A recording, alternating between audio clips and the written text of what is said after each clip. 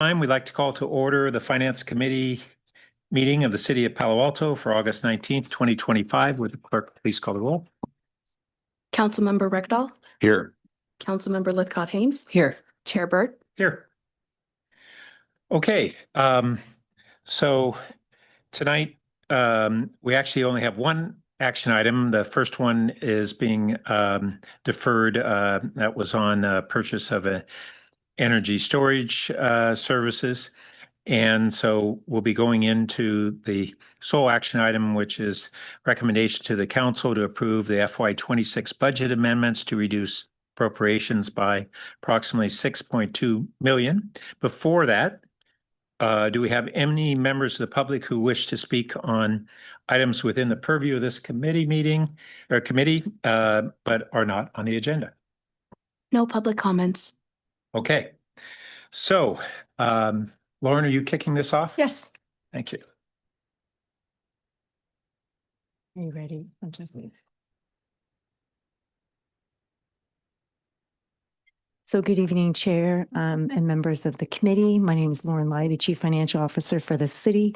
First, I'd like to acknowledge tonight we're presenting to you the recommendation to the City Council to approve fiscal 26 budget amendments, and also that would entail reducing appropriations or cutting the budget by approximately $6.2 million. I'd like to say thank you for all the staff members who have contributed to this thoughtful recommendation, and also take a moment to acknowledge that it is difficult when we have conversations about budget reductions.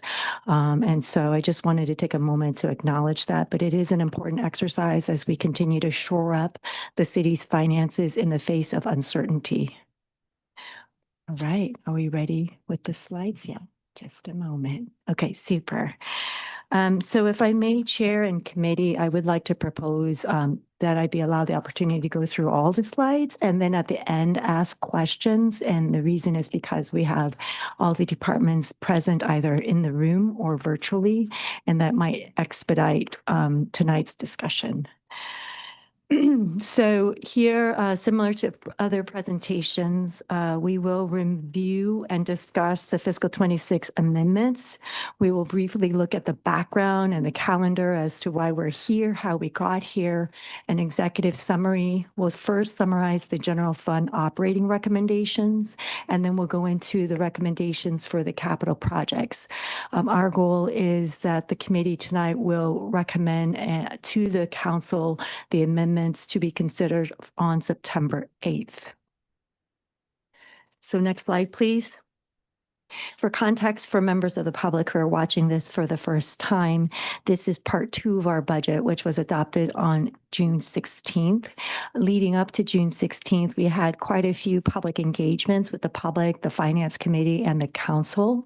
So we were asked when the budget was adopted to come back. And so we're coming back to Finance Committee tonight, and we will go to Council on September 8th to formalize these budget reductions. Next slide, please.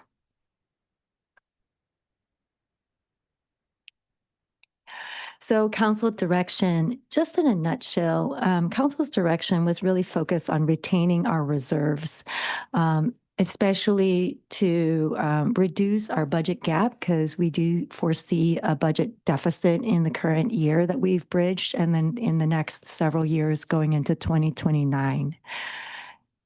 We continue to have economic uncertainty, so it is very important for us to shore up our budget and also retain reserves as a contingency and a measure against these continued uncertainties.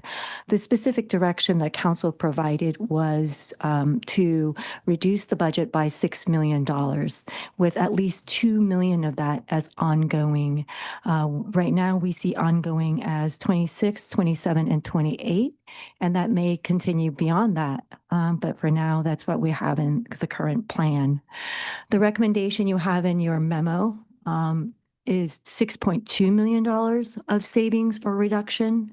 For context, that is about 2% of our general fund budget. 3.4 million of that will be ongoing, and 2.8 will be one time. We are prioritizing core services. So city departments spent many weeks reviewing their operations, looking at prioritizing services, projects underway, and also ways we can change the way we deliver services while trying to minimize impacts. We are also, to the extent possible, focused on vacant positions. Next slide, please. On the capital side, as you may recall, the budget transfers money from the general fund to the capital fund. And so in the adopted budget, we had placeholders for those. Tonight in your memo, there are specific projects identified to be reduced or delayed. Recognizing that we are making these recommendations on capital projects based on information we know today. In particular, capital projects are complex. There are many variables that could impact schedules, bids, work conditions, cost escalation, and other costs and other variables. So we continue to try to manage that, but just want to acknowledge that we are making these recommendations, recognizing that there may be some ongoing risks just associated with the pure nature of construction projects themselves. We've had a lot of discussion about reducing consultants and also augmenting how we can continue to leverage staff competency and regional knowledge. A couple of areas we've worked on that is related to our on-call services and on-call contracts, what we call master contracts. We have moved towards annual contracts and annual appropriations for those. That enables us to have better controls over those expenses, especially in the area of information technology, planning, and transportation consultants. And a little later, when we talk about reductions in the planning department, I'll speak to that a little more as well. These budget reductions that we have here will go to council on September 8th. Any further refinements will be updated in the mid-year report in February for fiscal year 26. So we may have some variables, which is typical of such a large, complex budget. We will bring any further refinements in that process. Okay, next slide, please. Now let's get into the specifics. And first, let's start with the comprehensive review. So the table that you have here shows the fiscal year, so 26, 27, and 28. You'll see that it's segmented by the general fund and the capital fund and a grand total. So in fiscal year 26, we're recommending 6.2 million, broken out by ongoing and one-time, and then 27 and 28. So in 27, 28, we maintained those savings of 3.4 million. The next several slides will be discussing the general fund, what I consider the operating recommendations, and then we'll follow with capital project recommendations. Next slide, please. So for brevity, I've just included the tables. I'll reference the agenda report as I kind of carry us through these items. And then again, at the end, we'll be available to expand on any questions and clarifications you might have. This table is included in the memo, and it's done in alphabetical order by departments. So we'll start first with ASD, which is the Administrative Services Department. How this reads is its department, percentage of general fund budget, the amount proposed to be reduced, how much of that is ongoing versus one-time, and a brief description of what that reduction is. And in some departments, the recommendation may seem small because not 100% of that reduction relates to the general fund. It might be split costing. Okay, so starting with the Administrative Services Department, we are recommending the defunding of one division manager. That position is currently 60% funded by the general fund, and in fiscal 26, it will be the vacant revenue collections manager. We will continue to evaluate the organization and service delivery and see what that may entail in fiscal 27 and 28. The next several departments are the city attorney, city auditor, and the city clerk. These are recommended to have $25,000 reduction in general expenses. Within the city attorney's office, that relates to general support commonly in a variety of contracts. We feel that can be offset with the current complement of staffing. Within the city auditor department, that $25,000 reduction would entail reducing task orders or the scope of some contracts, again, fairly manageable. Within the city clerk's office, that reduction entails reducing general expenses and or existing contracts. So fairly manageable there as well. Moving on to the city manager's office, this action would entail defunding a currently filled position and eliminating a dedicated citywide resource for wellness and belonging. We will continue to do the work related to the wellness and belonging action plan. However, it will remove it from a dedicated resource and integrate it between the city manager's office and human services. We will continue to work on the priorities as resources allow, and we do foresee that it would mean we discontinue the periodic reporting on the action plan. Within the Community Services Department, there are a couple of variables within this reduction. So I'll start with staffing, and then we'll go into contracts and general expenses. Within staffing, there are 2 vacant positions. One is the JMZ, Junior Museum and Zoo Program Assistant. Program Assistant was a FTE that was approved in the current budget. This position relates to customer service, membership, reservations, and also helping with some revenues associated with those reservations. We are hoping to flex a position that currently assists the Lucy Stern program. So half of that position will go towards supporting JMZ. There will be some impacts just because of capacity on customer support and to some extent, which we don't know at this time, some revenue impacts. Likewise, within JMZ, we have a part-time position that's vacant. That's the JMZ Access Coordinator. This was previously funded by a grant for a couple of years. That grant has since expired, so that would shift to general fund. This part-time position was focused on really doing outreach to underserved communities for participation and awareness about the JMZ. That effort then would be absorbed with existing staff to the extent possible. Within CSD, we have contract alignment for pets in need. We don't see a service impact. In essence, we had a budget that was larger than the contract, so we're just aligning the contract and the budget. That's an easy one. If staff can get me how much, that would be helpful. So thank you for the question for now. You've got that, Paul? Okay. So that's just aligning the contract and the budget. The other one relates to just digitizing our outreach for our recreation catalog. So currently we have 4 mailed printed catalogs, and we're going to decrease that in the current year to 2 catalogs in 26. In 27 and going forward, we will be doing our outreach with postcards.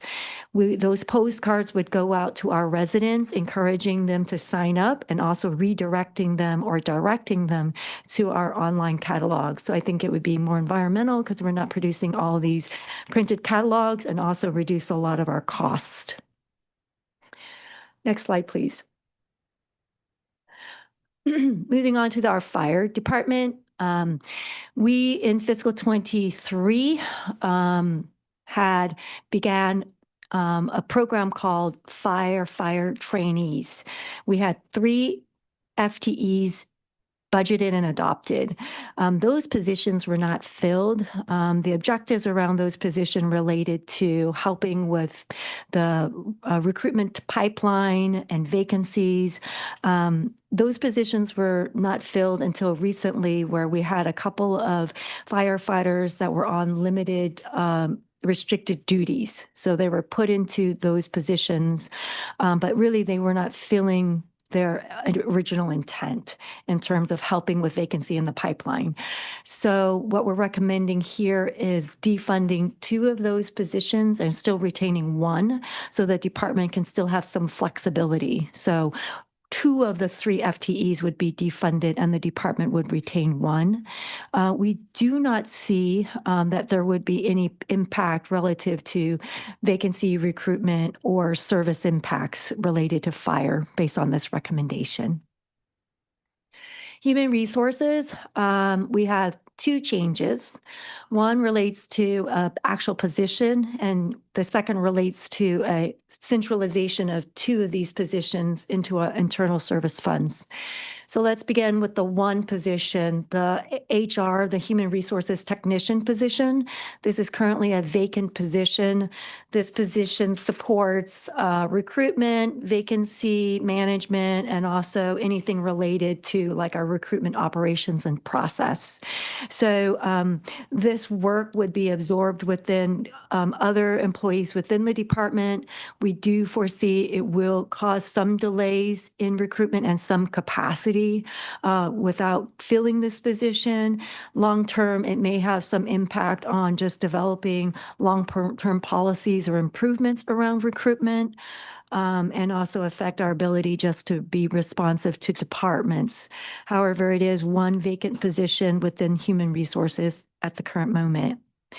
Within human resources, we have 2 other positions. In particular, they are the budget manager and the senior HR administrator. These positions currently support other funds. What we're recommending here, based on their roles and responsibility, is to move those positions into the internal service funds, which better aligns the cost allocations to other funds that they support. So again, it's just better aligning their roles and responsibilities and cost sharing appropriately with other funds. No service impact there. Information technology. We have a information technology manager position that is vacant due to a recent retirement. You may also recall we also filled, we're successful in the recruitment of the assistant information technology assistant director position. While this director position could offset some of the duties related to IT manager based on this recommendation, the IT manager does have duties around project governance and oversight and management. So while we do recommend this defunding of the IT manager position, there will be some impact on the capacity to carry positions and support departments. Half of this position is funded within the general fund, and that's why you're only seeing $150,000 on that table. Within the library department, we have a couple of recommendations. One relates to a position, and the other relates to general expenses. The one position we're recommending to defund is the library associates position. This is currently a vacant position. We anticipate that it could impact support to smaller branches within our 5-branch library system. It may also impact our ability to just be responsive to customers in the community or maintain existing programming. As it relates to general expenses, we are recommending a reduction to general expenses. Where we see that hit might be the purchase of new resources for the library, our catalogs and our printed or digital material. So we may not have as much new material, and or patrons might have a longer wait time for high demand content. Moving on to the Office of Emergency Services. This is just general expense reduction of $25,000. The department will suspend current purchases and will work around that as needed. It will be fairly manageable. The Office of Transportation, we are recommending that we use Measure B funding for a planner position. Again, this is going to be a shift in funding resource and not a reduction in service.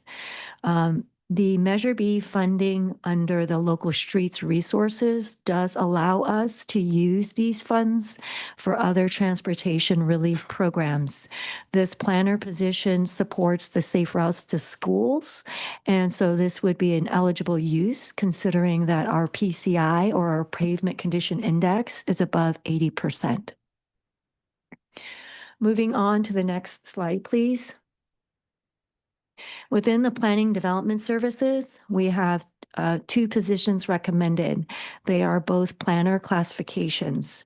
One is ongoing, while the second is a one-time reduction. Let's start with the planner that's ongoing. That position is within the current planning program or division. That division has experienced staff vacancy for the last 4 years, either due to turnover or employees on leave. So the remaining 6 planners will continue business as usual to the extent that they will focus on processing applications and meeting statutory deadlines. This will impact projects, and some of these projects will be shifted to long-range planning division, in particular code development or any updates to ordinances. The second planner position is going to be a one-time reduction only in fiscal 26. In the long-range planning program, the division, they focus on current and other council priorities. We do believe that defunding this position will have impacts on our ability to support priority projects. However, we will focus on the housing element and implementing it. We will move forward with the state mandates and those timelines. The impact within the planning department, as I mentioned earlier at the beginning of this presentation, will impact both staff cost and consultant cost. And the reason is because within the planning department, a lot of the projects entail the use of staff and consultants. So when we delay projects, we also delay the use of those on-call consultant contracts. So just wanted to clarify that there. Within the police department, we have several recommendations, some relating to staffing and some relating to general expenses. So let's start first with staffing. In fiscal 26, you may recall, Council adopted a new program called the Hire Ahead program. We had allocated funding for that within the adopted budget for the police department with the hope that it would basically help us with recruitment and help us fill the pipeline. Right now, we have 7 police vacancies, and the police department and HR are really focused on those 7 positions. We are recommending the removal of this allocation, which was $150,000, because it is unforeseeable that we'll use it in fiscal 26 or in the near future because of the level of vacancies. We do not foresee that this will have a service impact because it's a brand new initiative that has not even been pursued. The other position is a part-time position. It's a reserve officer classification. How this is commonly utilized is we might have a retired police officer who comes back on a part-time basis. So the recommendation here is 0.12 FTE. So it's a very nominal amount. This classification helps with activities or responsibilities such as transporting prisoners or special events. So we may see a small impact on police services or overtime or cost reimbursement, but this should be a fairly small impact. Moving on to police general expenses. In our scrubbing of the detail, we found that we have a backup analog radio system. It's a backup to a very robust digital system. The digital system has a very robust redundancy system as well. We are the only city within the county that still utilizes an analog backup system. The cost within the budget would have gone towards maintaining this analog backup system. However, based on further review, it does not seem we will need this analog backup system further, and we are recommending defunding the appropriation and at some point laying down the analog system because that backup really is not necessary. The other reductions within police really just relates to some general programming, such as the Scout and Explorer program, the Citizens Academy, and other community initiatives. Some of these program fundings were initiatives that we had pre-pandemic. We have those dollars on the books, but we are not at the staffing level where we could even resume those programs. So we don't anticipate standing up those programs in 26 or in the near future, given the vacancy that we have. And so we do not see that the community will experience a service impact, and we're recommending that those dollars be reduced from the budget within the police department. Moving on to the Public Works Department, we have 2 positions being recommended. First, let's start with the tree trimmer, and then we'll go on to the capital programming staffing. So the tree trimmer position, we have a comprehensive tree trimming program that encompasses city staff and also West Coast arborists. Within the urban forestry division, we actually have 7 positions and a lead position. 2 of the tree trimmer positions are currently vacant, so we're recommending that one of them be defunded. We will continue to leverage the West Coast arborist contract. Just as a reminder, we are on a 7-year tree trimming cycle. We will maintain that, and we will continue to monitor and track the tree cycle. Where we may see an impact is our ability to be responsive to our Palo Alto 311 service calls for trees, or any after-hour emergency calls, or potentially tree planting. As it relates to the capital improvement staffing, within the $6.2 million recommendation, about half of it in this memo relates to capital projects. So we're recommending defunding a engineering position that oversees the capital program projects and management. We do not foresee an impact in 26 because a lot of the projects will be deferred in 26. However, in future years, we do see that continued defunding of this engineer position may have an impact on just the ability and the capacity to manage the portfolio of projects. Last but not least, within the general fund, we have the vehicle fund. What we're recommending here is that the fire engine that's planned in fiscal 26, this would be the second apparatus that we have planned to purchase under the electric hybrid fire engine model. As you may recall, in fiscal 25, council approved that we buy our first hybrid electric fire engine. That work is underway now. It's planned. We're reviewing costs, and we're working on various lead times to secure and purchase that. What we're recommending is that this second engine for 26 be shifted to a diesel. That will provide us a one-time savings of $460,000 as we continue to research and move forward with our first fire engine. So that summarizes the $3 million within what we consider the general fund operations reductions, split between one-time and ongoing. All right, moving on to the capital projects.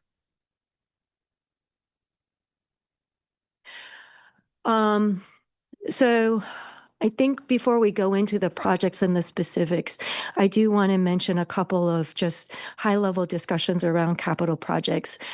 We are recommending these project modifications based on the information we know today, and the constellation of projects and the information about projects could evolve. In addition, as it relates to projects, there are variables related to just the environmental conditions, bids, unanticipated costs, and sites.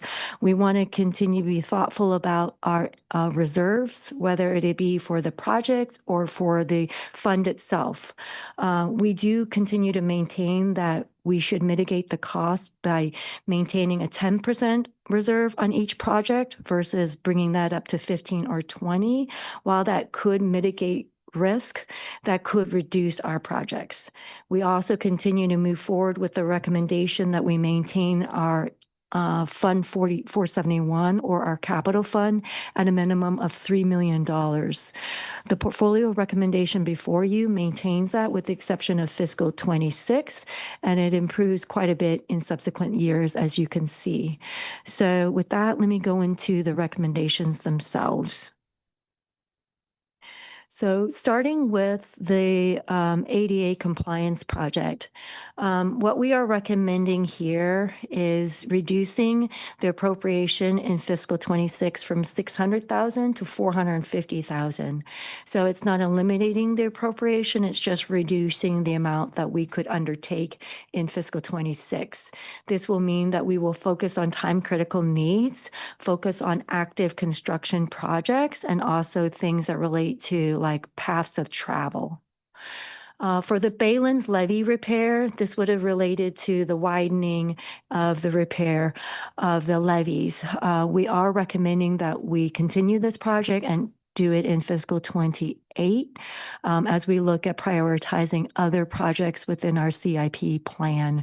We will continue ongoing maintenance and also inspections on a routine basis to ensure that we're mitigating risk appropriately as it relates to the Bayland levees.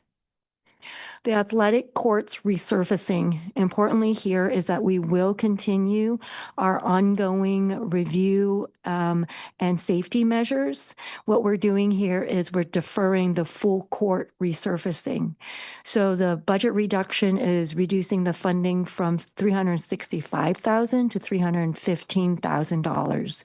So this will enable us to do a phased approach while continuing to work on extending the useful life of the athletic courts and maintaining a very modest appropriation for the athletic courts. As it relates to benches, signage, walkways, landscaping, site amenities, we are recommending that we reduce the appropriation from $260,000 to about $212,000. This will mean that we will probably defund would-be nice amenity improvements and really focus on higher priority improvements related to safety improvements and operational improvements around these specific areas. Again, just focusing on operations and safety. On the Foothill Nature Preserve restrooms, this was scheduled for 3 restroom replacements at this facility. We are recommending to push it out by 1 year from fiscal 27 to 28. Importantly, that we will continue to ensure that the restrooms remain safe and functional. And it will be undertaken in fiscal 28 in the 5-year plan. As it relates to the, next slide, please. As it relates to the off-road pathway repairs, we have about 35 miles of these pathways. We will continue to undertake repairs. We are reducing the appropriations from $208,000 to $133,000. This will limit the amount of segments we can improve on the trails. We will prioritize and focus on the most severe sections and also, again, focus on safety concerns. Moving on to the Johnson Parks. These improvements at Johnson Park was a portfolio of various improvements. It included park improvements, equipment improvements, fencing, irrigation, landscaping, and pathways. We will be focusing on safety and accessibility. And also as a contingency measure as it relates to Johnson Park, if there are any ADA immediate needs related to the equipment, we do have funds within the ADA compliance project to be able to address those needs while we defer bigger cost items in the 5-year plan. As it relates to the Wary Park Playground, we are recommending to defer this for 2 years. This is the replacement of the accessibility improvements of the existing playgrounds. And again, we will continue to review to ensure that the equipment remains serviceable and safe for use for our communities. The conditional assessment of streets lights. I want to distinguish that this is the assessment of street lights and not the replacement and repairs of street lights, poles, and luminary fixtures and wiring. So we are proposing to defer this comprehensive assessment plan by 2 years. However, in this time and in the 5-year capital improvement, we will continue to replace streetlight poles, foundation, luminaries, and wires as needed, because those are safety issues that need immediate attention. Last but not least, Churchill Avenue. These are funds that were related to bikeway and ped improvements. As you may recall, in 2025, contract was awarded for these improvements. We are working with VTA to see if we could use Measure B money for this project. Discussions have been taken previously, and we are still continuing that to ensure that this project or maybe another project could use Measure B money to give us some immediate relief, especially given that the funds we have on hand.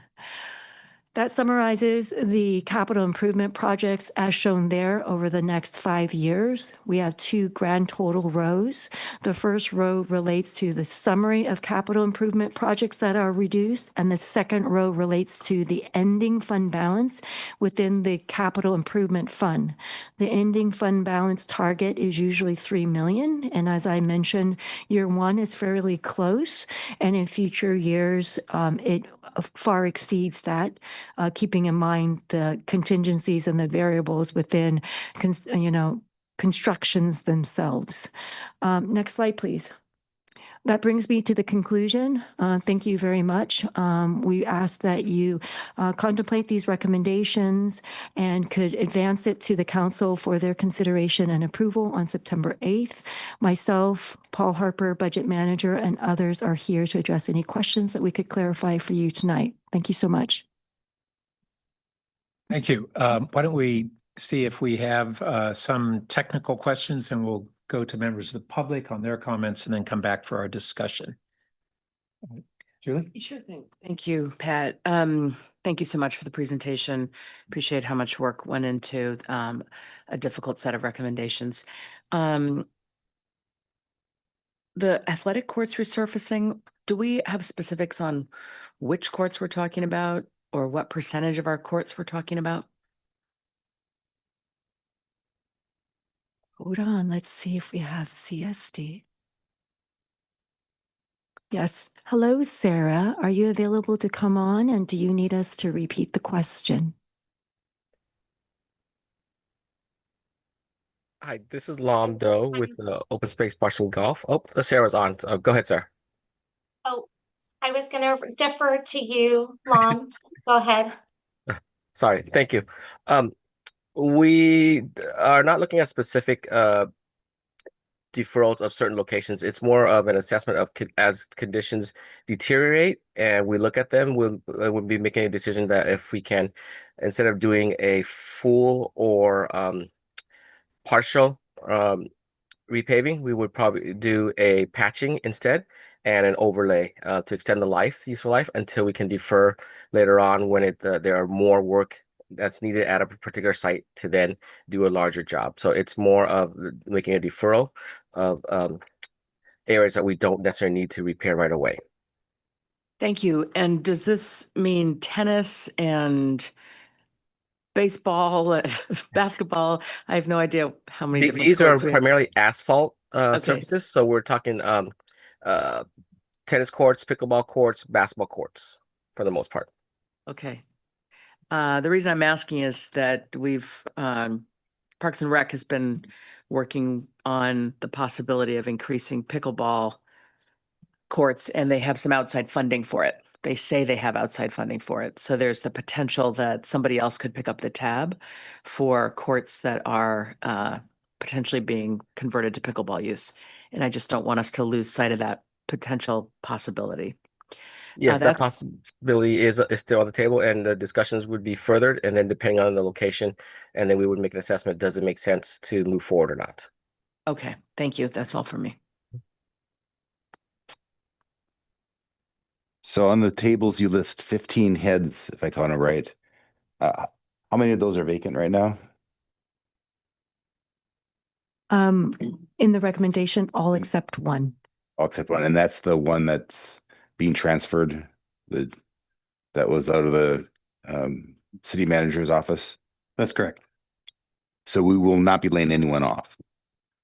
Not in the immediate step. I think that as the plan plays out across all of the departments, we will see how the projections line up with actual savings. Okay, thank you.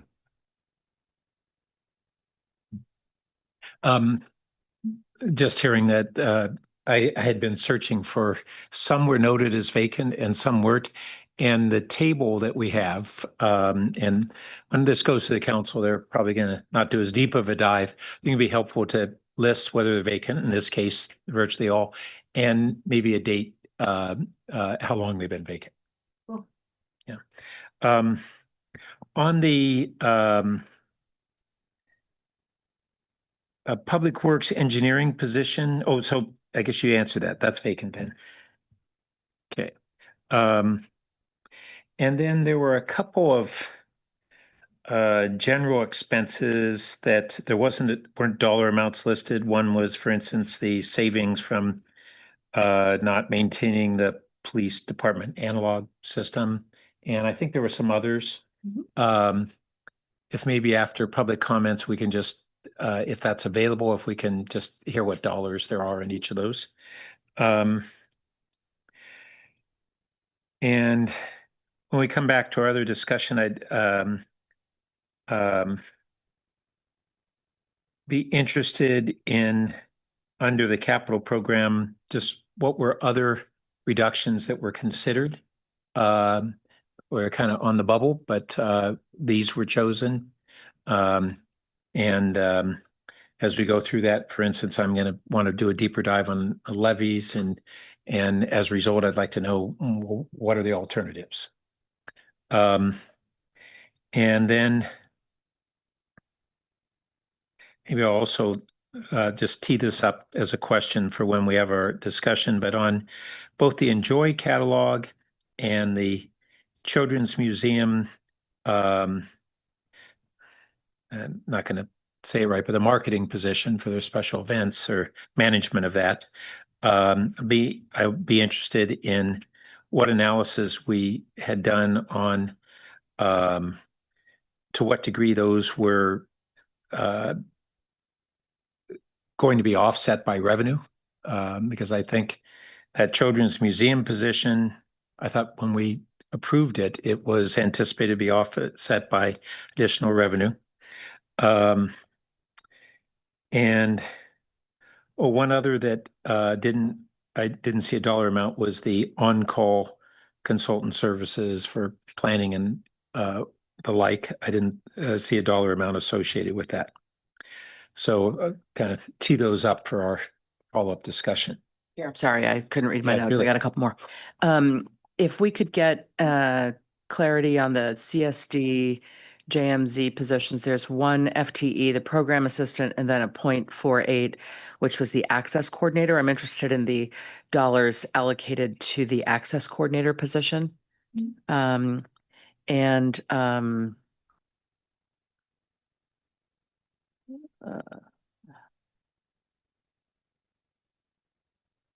can answer that.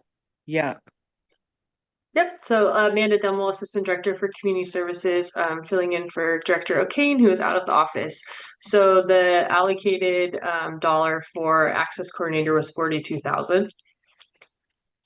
42,000 out of the 332,000 proposed. Roughly, yeah. That's correct. 333,000. Yep. Right. And so that was a 2-year grant funded position that just expired. And so that was one we chose to eliminate moving forward as part of our reduction. Okay. And just briefly, what does that program assistant, that access person, sorry, what do they do? So this position was specifically doing outreach to East Palo Alto, Menlo Park, Redwood City, to help bring in underserved community groups to the JMZ. And so this is something that we feel like we can continue using our existing staff. So the work may be reduced in scope, but is something that we feel like our staff can be able to continue carrying the work forward even without this position. So staff are absorbing it, but we'll continue the work with existing staff. Okay, thank you. And similarly on the wellness and belonging work that is proposed to be defunded in the city manager's office, it sounded like the work would continue. It would be sort of distributed to others. I'm unclear who's currently in that role. We're not laying anybody off. Yeah, this is Kojo Pierce Okay. in City Manager's office. Okay, So again, the approach is to consolidate this work with work that's occurring in the Human Services Unit and Community Services, and to achieve some efficiencies through that combination of staff. Not unlike what was just discussed with CSD, I think the elimination of dedicated staff will result in some reduction in the level of service and the level of the pace with which we're able to pursue the wellness and belonging work plan. okay, thank you. I had one follow-up question on the JMZ access position. So, as you noted, this is, or Amanda noted that it's neighboring communities that we are deliberately trying to promote access to the JMZ with. And we provide discounted fees for those communities. Is that correct? We do have programs, yes, for individuals that qualify for discounted tickets. Yes. So are we working with the staffs of those other communities so that we provide the facilities and the discounts for participation, and they really work to make sure their residents who are eligible are aware of those, and they basically are promoting the access and we're providing the services? I believe that's what some of the work that this access provider was doing, and that our staff will continue. And my staff is sharing that the reduced ticket price is $3. And so that's part of what they were sharing and making sure that they had access to giving that reduced ticket price so that they could come and visit the JMZ at an affordable rate. And that $3, that's $3 off the non-resident rate? Or I believe it's $3 per ticket. So $3 per ticket. Oh, great. Okay, well, that's very yeah. discounted. Okay, thank you. All right, we now have members of the public who would like to speak. Yes, we have a total of 2 members of the public. The first one is Lauren A.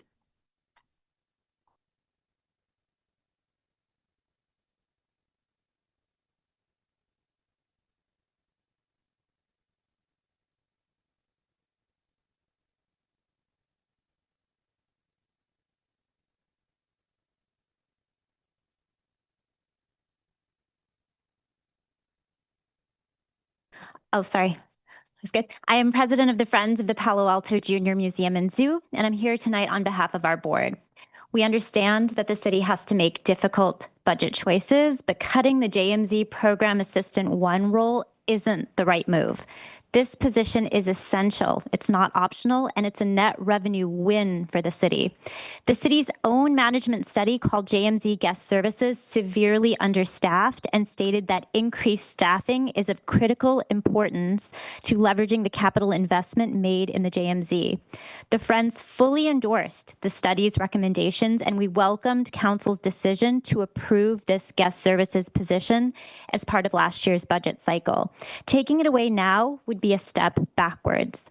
This critical position supports memberships, reservations, and events, areas where the JMZ can actually bring in more money.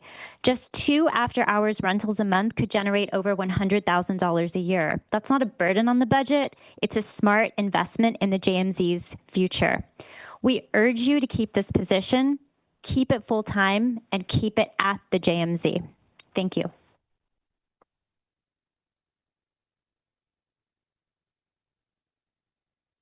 Next up, we have Julie H. I'm sorry, Jill H.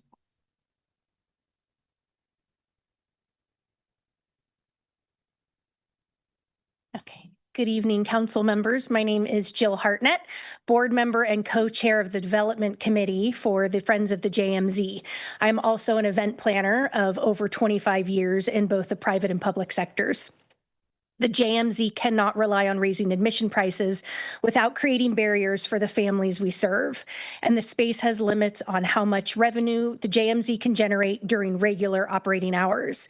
An on-site event planner is essential to finding creative, mission-driven ways to grow income without sacrificing access or quality. This role allows the JMZ to fully utilize the museum through after hours and Monday events that do not interfere with daily operations. Without it, the JMZ loses the capacity to build a strong, sustainable events program that strengthens both revenue and community relationships. Cutting this position would be a mistake that limits the museum's impact and reach. Thank you. Thank you. Actually, Oh, sorry, there's sorry. actually 3 more. I'm sorry about that. They are online.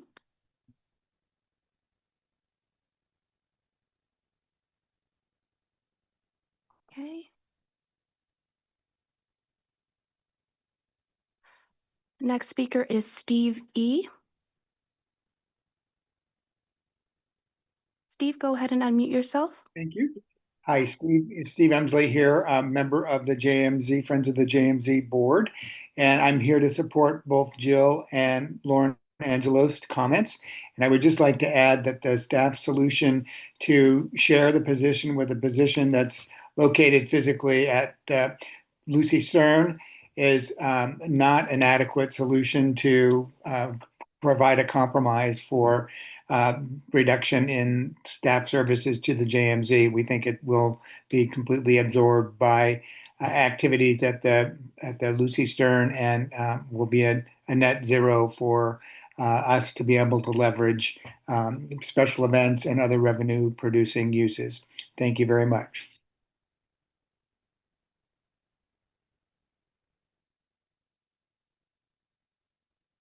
Our next person is Eiley C.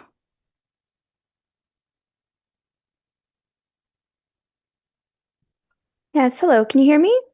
Yes. Great. Thank you so much. My name is Ailey Crow. I am also a board member of the Friends of the JMZ. I'm also co-chair of the Access and Inclusion Committee, and I will keep my comments short, but wanted to underscore Lauren Angelo's previous statement. I do not think the city should cut this position. Thank you. The last speaker is Nita K.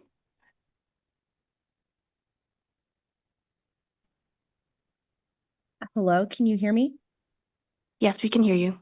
Great. Okay. I am also on the board of the Friends of the JMZ, and I also just wanted to voice my opinion that I don't think the city should be cutting the JMZ position.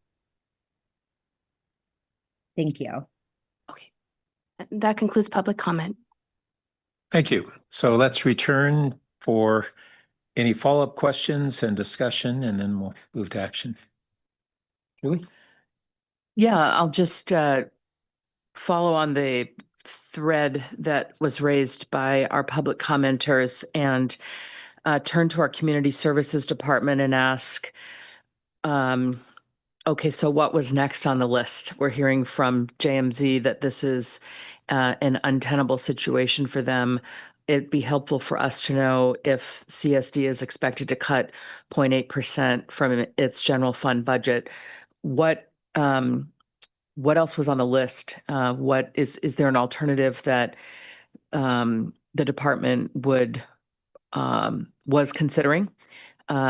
Ultimately wrestled with, came out with the conclusion that these JMZ positions should be cut. Is there something else for us to consider here? And if I could ask our Assistant Director, Amanda, before perhaps going to that question directly to also provide a little context in the recommendation and how this stacks up within the context of what has been happening at JMC as well. Absolutely. Yeah, thank you for the question. This actually was a really difficult decision and recommendation. So thank you for allowing me to add some context. So yeah, so I will share when we had this assignment, community services only had a few other full-time positions that were eligible. So the assistant director for parks, open space, golf, which is now filled. Happy to report Ben Heistein is now with us. Park ranger position, the public works coordinator position, and our therapeutic recreation coordinator, and then the JMZ position. So after kind of carefully evaluating our other positions, we deemed the others were kind of essential for safety in our core operations, making them essentially unavailable to be frozen. So we kind of looked at the JMZ PA1 in our recent hire at Lucy Stern, hiring a PA1, and thought creatively about how we could possibly maximize and use the recent hire at Lucy Stern to support both. Again, this is not an ideal situation, but we're trying to fulfill the task at hand and support the assignment and the least impact to operations. So where it could support Lucy Stern as well as the JMZ needs. So this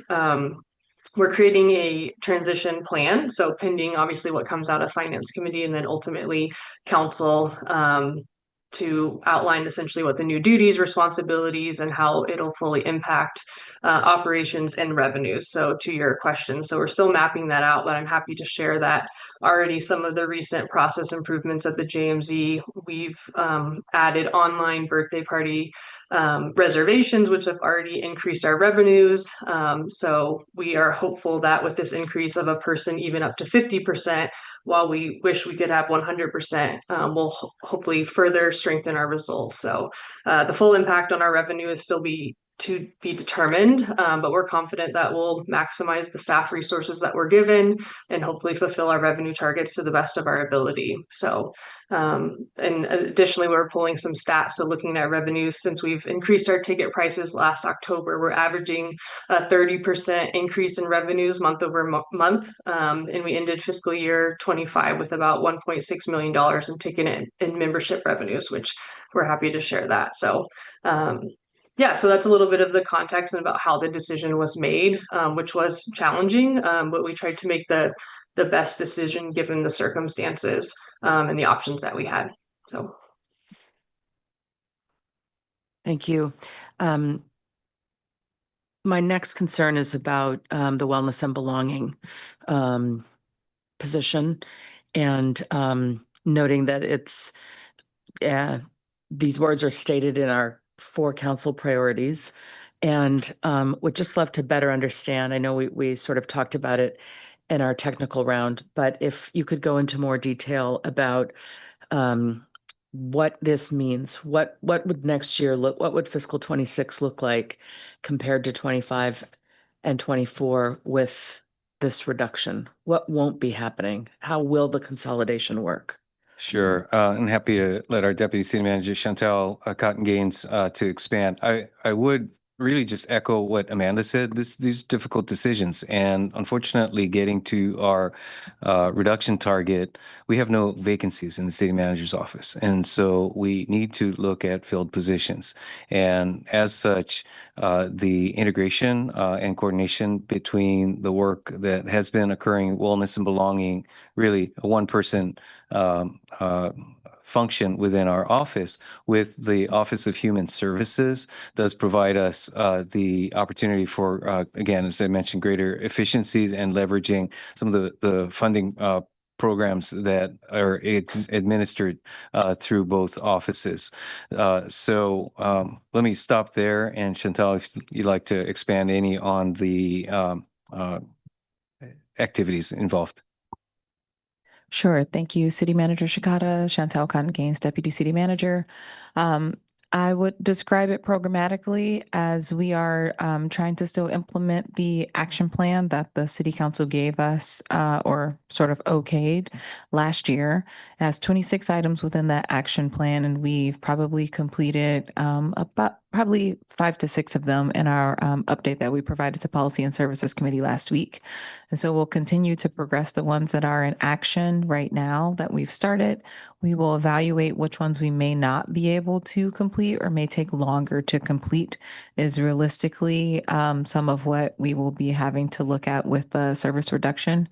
Prior to having the position, we were dispersing the work of a piece would be with some departments and sort of the city manager's office coordinated that. It was slower just because it required folks that already have other full positions to take on some of the work. And so I think we're trying to figure out how we maximize that structure going forward, knowing that we won't have the dedicated resource.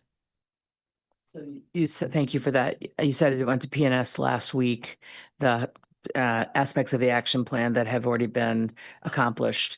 Can you give us some highlights of what has been accomplished and what we fear won't be accomplished if these reductions are approved? Yeah, so if you give me a second, I can try to answer the second part, but I may have to come back on that if that's okay with you.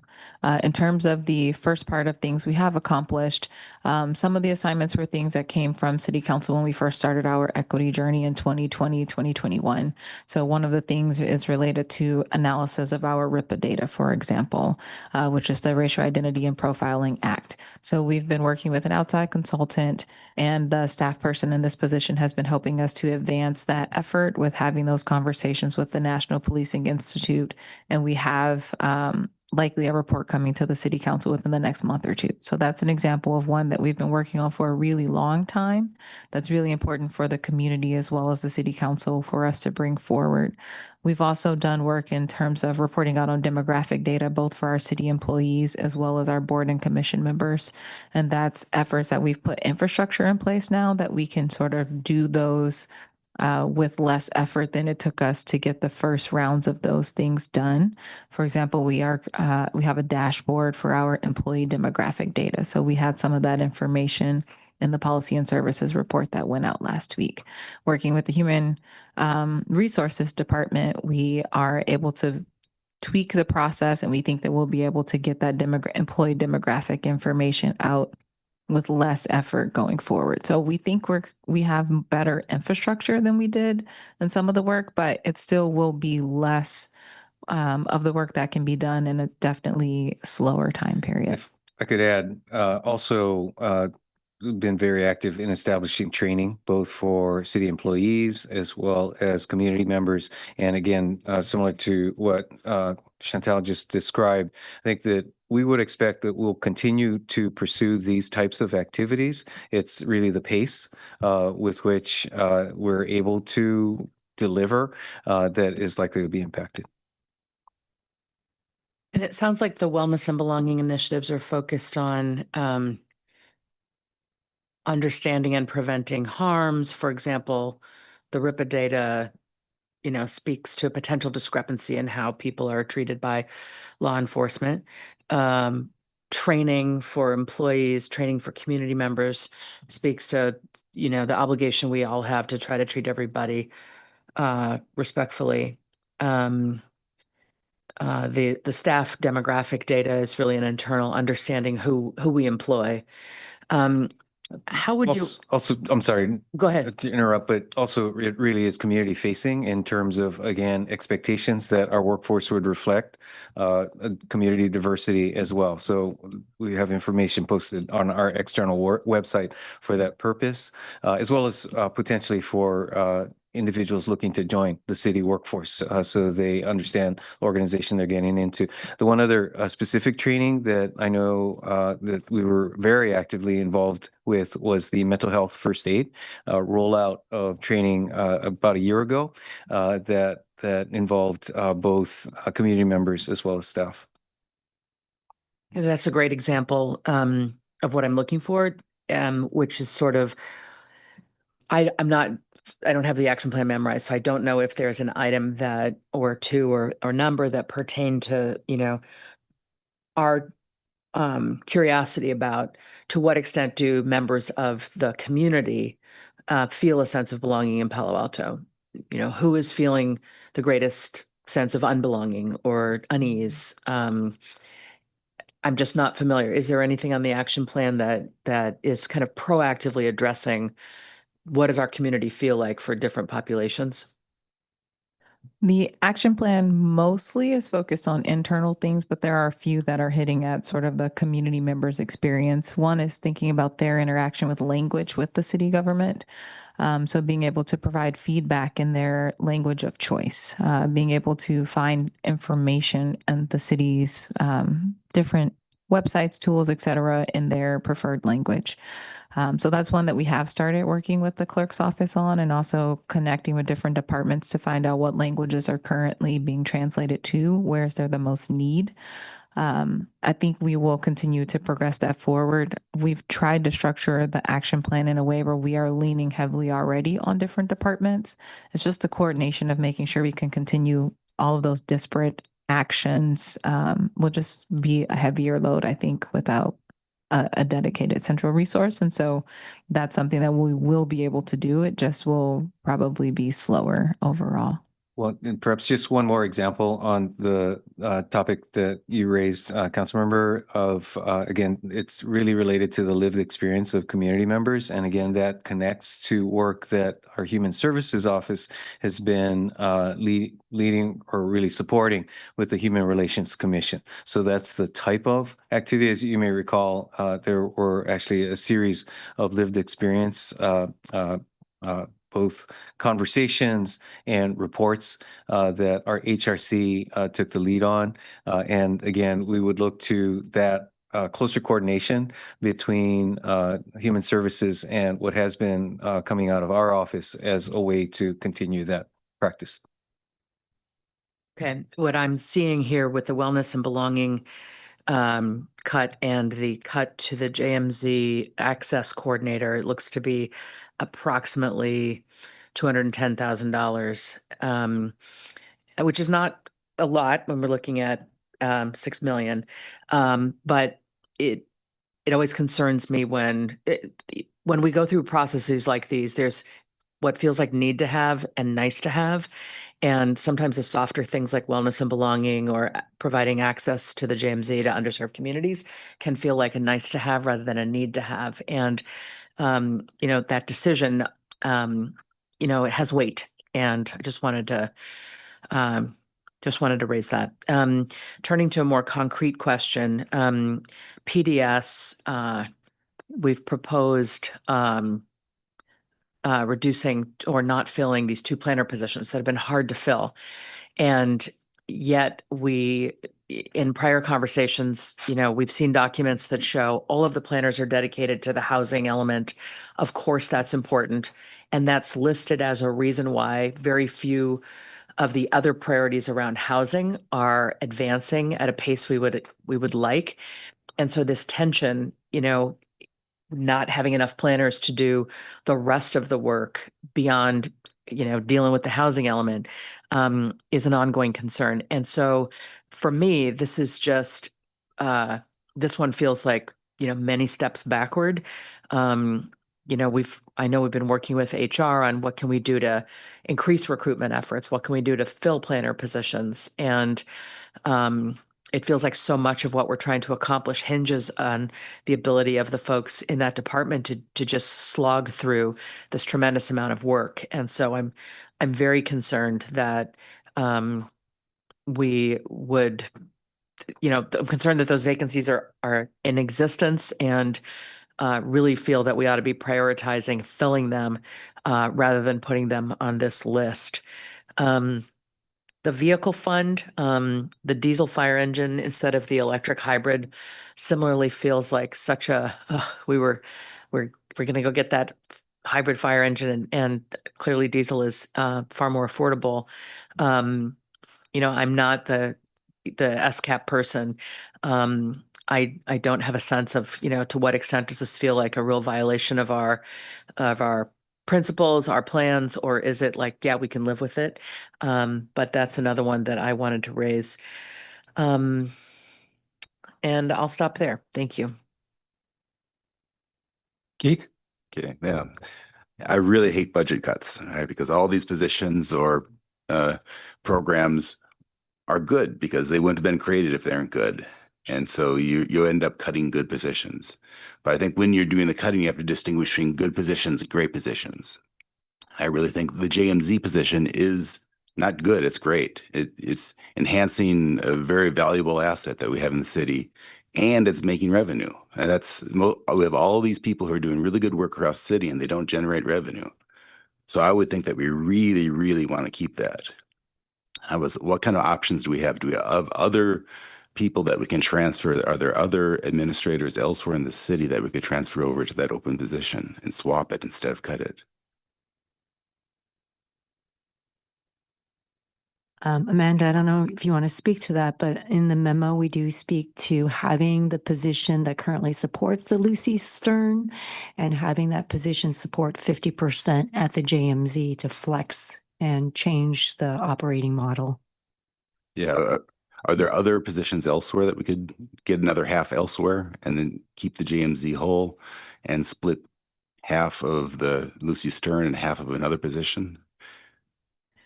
I think, Amanda, it may be something where we take the feedback and evaluate it for a future date, similar to all these other reductions. It's kind of an evolving evaluation of service delivery model. But I think the feedback we're hearing tonight is JMZ is a priority program, and we need to look for a way to bridge that. I think that'd be wonderful if we could. So yeah, can we look into that? And then I kind of feel selfish. That's for us, right? That we're generating position, but we're doing birthday parties, and most of those are Palo Alto. The outreach also is important because we have this jewel in Palo Alto, and we have other people in disadvantaged community, and what we're trying to do is have them experience the same thing people in Palo Alto do. And so now I want my cake and I want to eat it too, right? And so is there other funding that we could use, either be external grants or county, or would the other cities be able to chip in a little bit to keep some of this? It just seems not only from a money standpoint, but also just from the right thing to do to share this. Is there other ways that we can, that 0.48 FTE to fund that? That's something we can certainly look into. This one, the JMZ Access Coordinator, is one that I do feel more confident that staff can pick up. The PA1 is something I think we're going to have to go back and think more creatively on how we flex or move staff around to support. But I do think the Access Coordinator with our existing staff, we certainly can look into that recommendation. Thank you for that. But I think some of the work paired with what we're already doing with our partners with the Friends of the JMZ is building upon good work that we're already doing. So I feel more confident that that one is something that we can continue to move forward without feeling like such a loss. But we can certainly look into that. Okay, yeah, because the program assistant it not only is just birthday parties, it's also things like have young people come in and have beer parties there on Friday night, and that's very popular. And the museums in the city are making a lot of money off that. And having things like that with Stanford just down the road, I think that there's there's untapped markets, and having a full-time Tapped. yeah. No pun intended, yes. But we have these untapped markets, and having a full-time person whose job it is to go out and find those untapped markets, I think that's a source of revenue. And so I think it isn't just someone who does paperwork, it's someone whose job it is to generate revenue for the Junior Museum. So I think that there's a lot of there, and we should do our best to keep it. So, okay, I'll get off my soapbox on that one. So we're talking about cutting 15 heads. What's our vacancy rate if we do that then? Have we done that calculation? Is it like 5 or 6%? No, we haven't done that calculation. Are you concerned that it may compromise our ability to come within our vacancy assumption within the budget? Or It immediately reduces our vacancies. correct?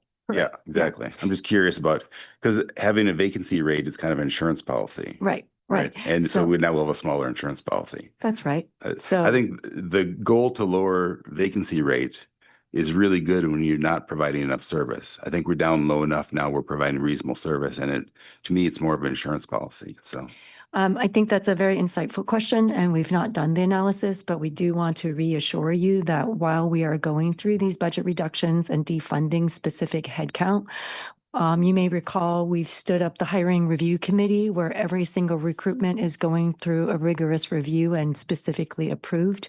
We foresee continuing that through the end of this calendar year. So I think that would be another insurance policy approach as a mitigating factor. As we continue to monitor major revenues, we're also continuing to monitor our primary expense, which is our staffing cost. Okay. For the police and fire, we're cutting the hire ahead and trainees. Is that for if someone's retiring, you hire a replacement beforehand, or are there other situations where you'd use it other than retirements? Well, it's really to, again, hire in anticipation of future separations, whether it be retirement or other. And again, as was described, our department has found that really the bandwidth to pursue that is not there in comparison to really focusing on retention and filling the budgeted positions. Okay, and we have 7 openings in police and how many in fire? Does HR know that? We may have that information. Just to be clear, the hire ahead is specific to police. And I know that fire is actively recruiting for their positions as well. Okay. On packet page 65, we're talking about the cutting that reserve officer from the police department, and that may result in more overtime. How palatable is overtime? Sometimes you have situations where the officers really want overtime, and sometimes they're burned out and they don't want anything to do with overtime. I want to see if the police chief Bender wants to speak to this, but the position we're referring to is the that's a 0.12 FTE, so it's pretty nominal in terms of the number of hours that would be backfilled by an officer. Chief Bender, did you want to comment on that? Andrew Bender, police chief. Overtime generally is used to meet minimum staffing requirements set forth in PAPOA's MOA. And so for those reasons, we generally almost always get people to volunteer. But when they volunteer, that means we don't have to mandate them back. We do have other volunteer opportunities for overtime that might include traffic control at a Stanford game, our organized retail theft duties, or various and other sundry crime trends that we might have officers address on an overtime. If you remember, we did traffic about 2 years ago when we didn't have the traffic team. We had officers doing traffic control. That was all on an overtime basis. That was voluntary. Okay, so bottom line, you don't think you'll have any problem getting that extra overtime if we're cutting this position? I'm confident that we'll get it covered one way or the other. Okay, very good. For the fire engine, we're saving $460. What's the total cost of the diesel engine?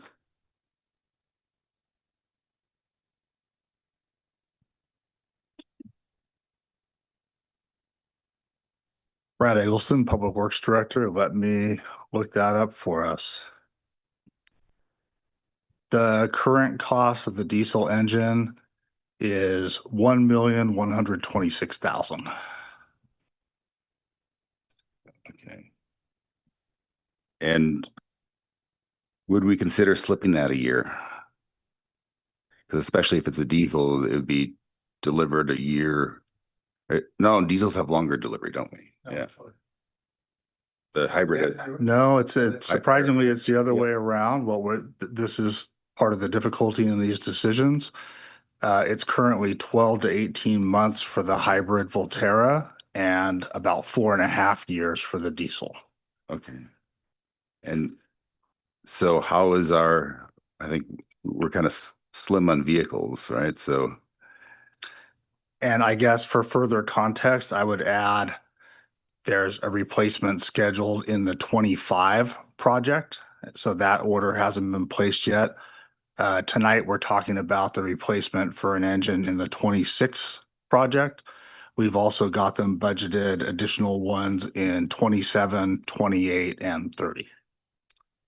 Which is part of the reason I think, the question came out about how much of an affront is this to our sustainability goals?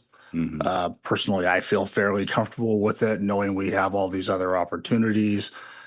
We only have one fire station right now that's slated to have the charging capability actually for charging one of these hybrids, and we don't yet have the experience with operating one. It's just if I'm sorry, it's a plug-in electric hybrid. If you're saying charging, so it's That's not correct. No, it's not just a hybrid. It can operate fully electric. Got it. And can I ask one other question? Given the long lead time on delivery, when we budget for that purchase, do we budget for it the year that we place the order or the year we receive the goods? It depends. The pricing is different. I believe for these engines, we've generally purchased some so that we make the payment in the year it arrives, but I'm not certain about that. Or that we budget the payment. We don't make the payment until it arrives, I assume, or Right. unless there's a down payment. It's kind of odd. For 4 to 5 years, we're putting that in the budget and we don't have to write the check for 4 or 5 years. That's an odd budgeting. I would need to verify that. As I said, the pricing is fairly significantly different as well. So that's an accrued expense. Aren't we mostly a cash expense in the way we budget? Things may have changed, but oftentimes with large apparatus, they require 50% upfront 50%. Upon execution of the contract and the balance upon delivery. But again, it could be subject to change. And are we generally, is our budgeting based on cash rather than accrual?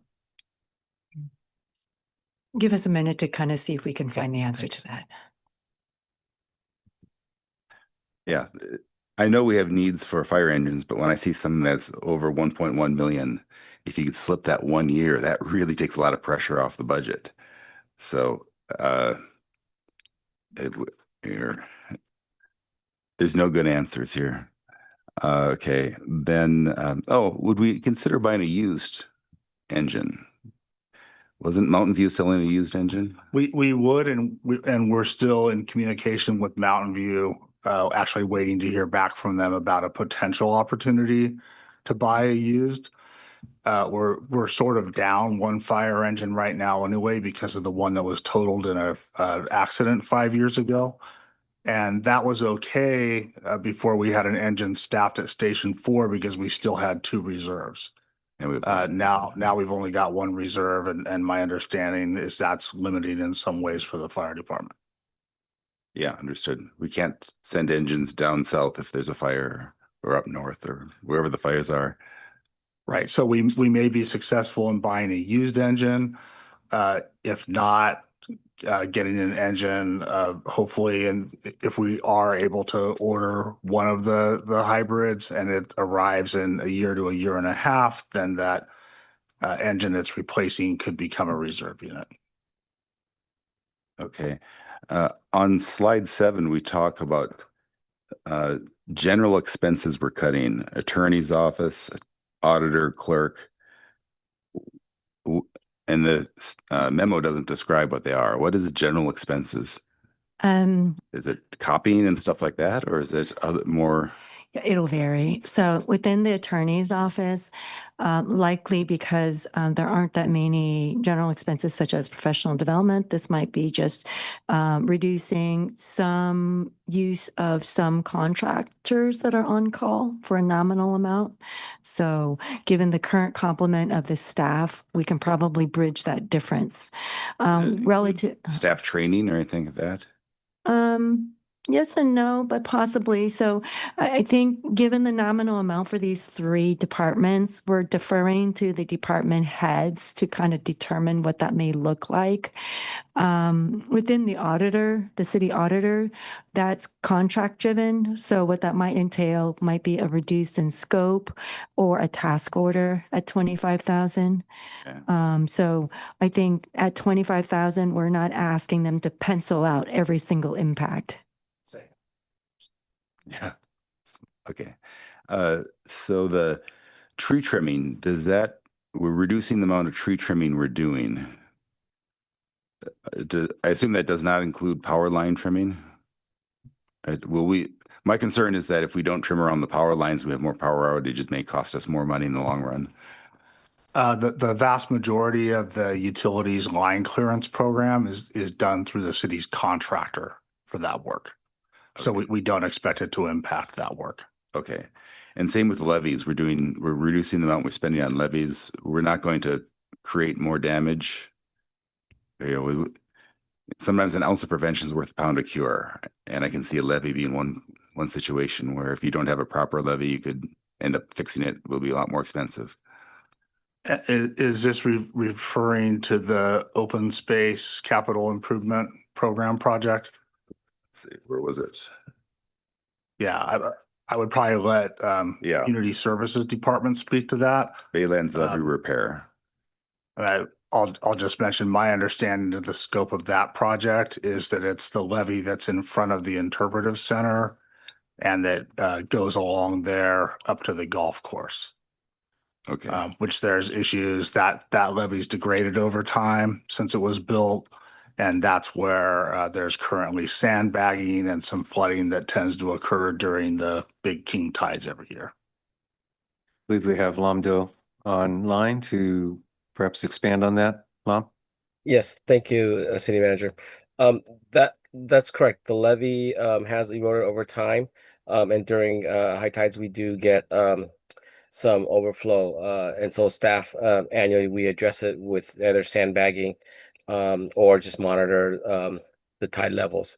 There still is access through alternative routes, although they're not as direct in the event that there is a need to access certain areas. Okay. Thank you. Can you bring up slide 10?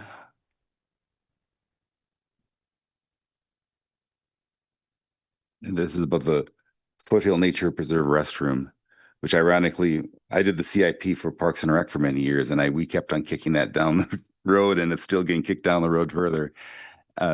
Although I was out there last weekend and looked at it, and looks reasonable still. It's kind of dumpy, but it's functional. Yes, dumpy and functional. We like to say it's safe and functional. Okay. But the text here on the left side says it's going to 28, but I think the numbers say that we're actually bumping it 2 years, aren't we? So we're going to actually just start in 29 is the initial design and the construction's in 2030. So it's a 2-year bump. Let's take a look for a moment if those are reductions in costs, but give us a. Okay.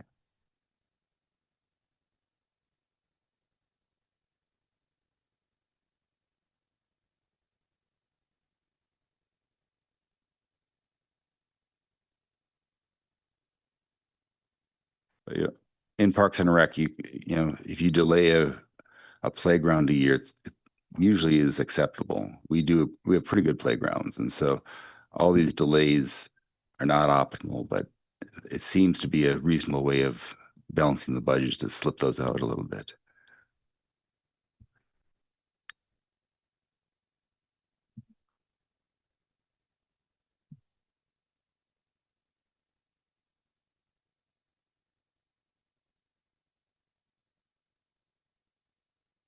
So let us get back to you on Okay. the Foothill Reserve. Okay. If some staff can look up when we're initiating. Thank you. It's not critical, but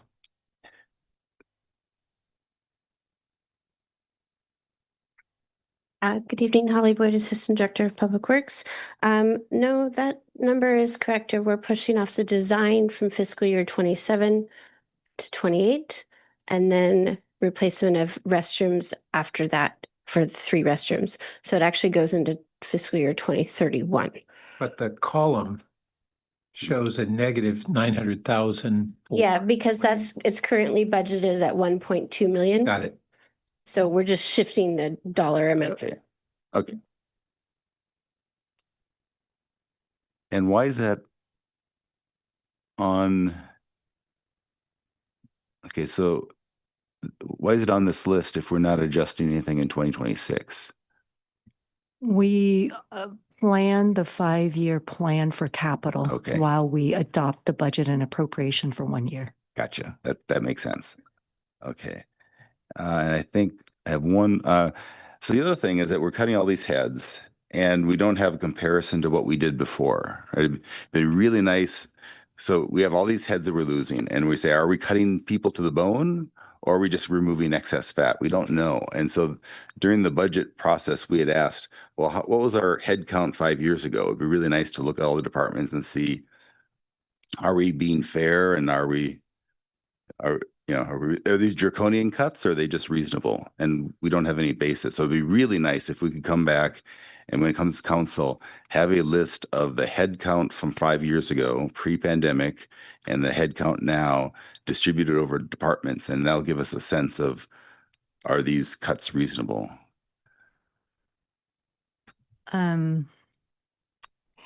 Are you looking to assess reasonability from the perspective of equity amongst department or service impact? Help us understand that because budget exercises are always difficult. So I just want to make sure where we're coming from. And I think we discussed this during the budget process, pretty good detail, and we were hoping to see that here. So 2019.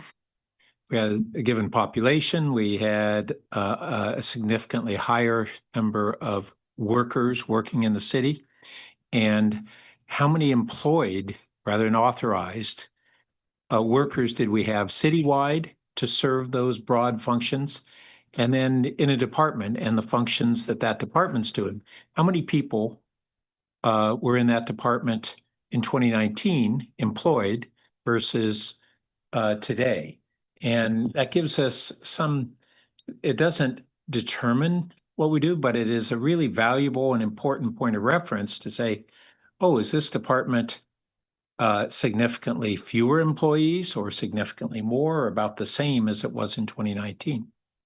And not the authorized number, but the actual number of people performing the tasks that we are looking for them to do. Now that we appreciate that there can be changes in the tasks, and that we'll have to bear that in mind, but we still need to have that context. Because it can show you that maybe the scope of government has changed, maybe for the better, maybe for the worse. And so it just gives you something to look at.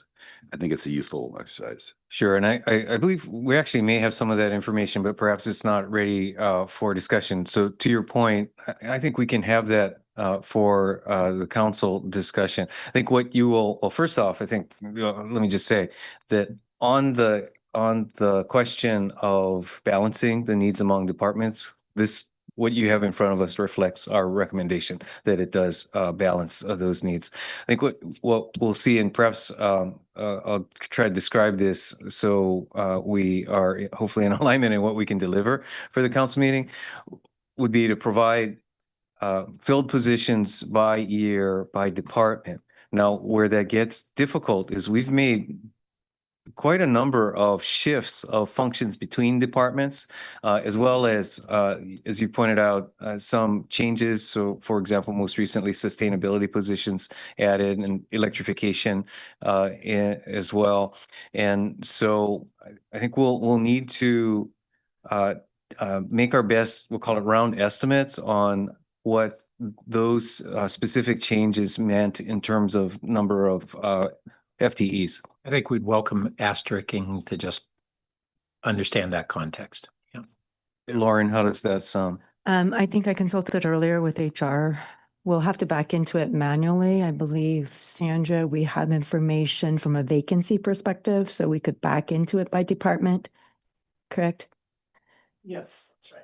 Okay, so yes, and then we'll asterisk the changes or shifts Notable in shifts, right? FTE, such as fire positions that shifted from fire to, or from Yes, there were, development services yes. to fire. That's a good example. Fire Um, prevention was in development services, now in the fire department. Right. Similarly, we had a period, I think it was around 2019, where we shifted from a number of contractual Mhm. development services positions to in-house. And so I think we'll need to note those, as you say, asterisk, those notable changes. We created the Office of Transportation back, I think it was 2018 or thereabouts, maybe as- along those lines, pulled out of planning as well. And in fact, we had a development services department that is now planning and development services. So I think there will be some difficulties, sort of apples to apples comparison, but we can show you what we have.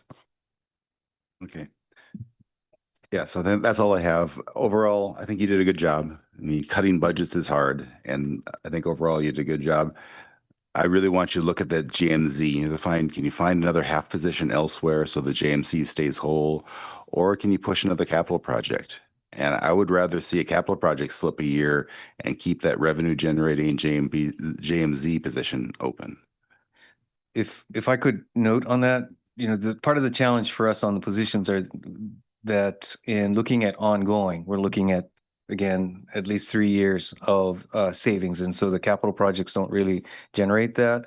I would offer that one of the other options, again, is our target has been set by the goal. We actually exceeded the goal. And so perhaps we can look at not exceeding the goal and see where that puts us. Okay, but scrub that.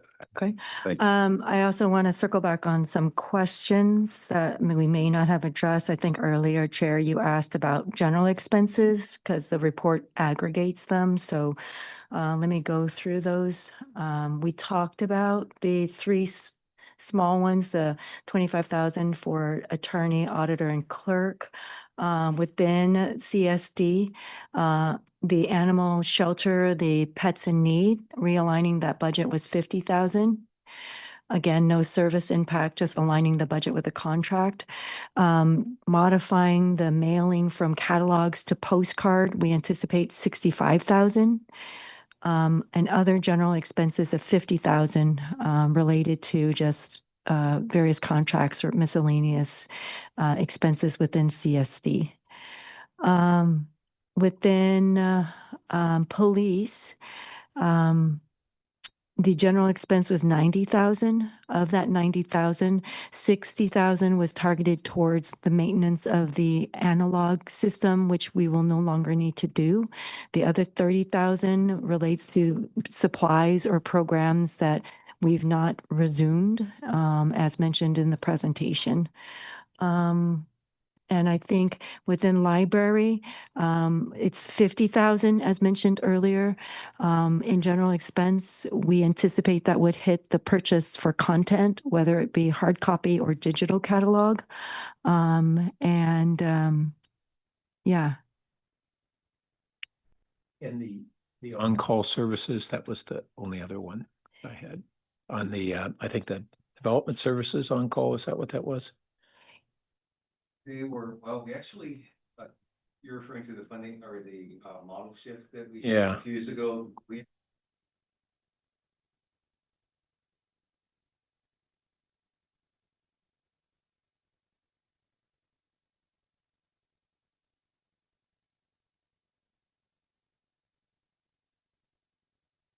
Thank you. But to a much lesser degree than we were previously doing.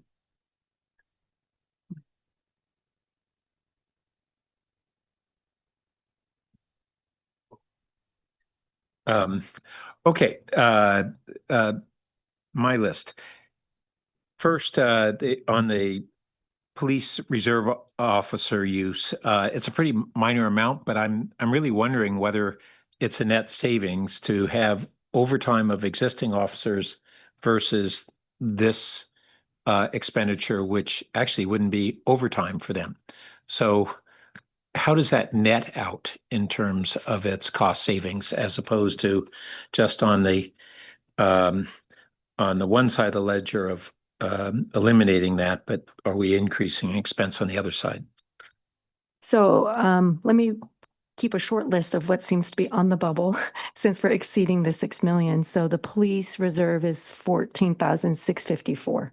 And I think the other positions that we were concerned on the bubble was the JMEZ one as well. So that's 125. So let me add that. And like to I the say, list that and- that police reserve, that's not big dollars. It just doesn't make, as of right now, based on my understanding, it doesn't make sense to me that it's actually a savings. It's an expense reduction on one column, and is it adding an equal or greater amount on expenses for overtime for our regular officers? Because overtime's not free. Yeah. Yeah. Okay. And then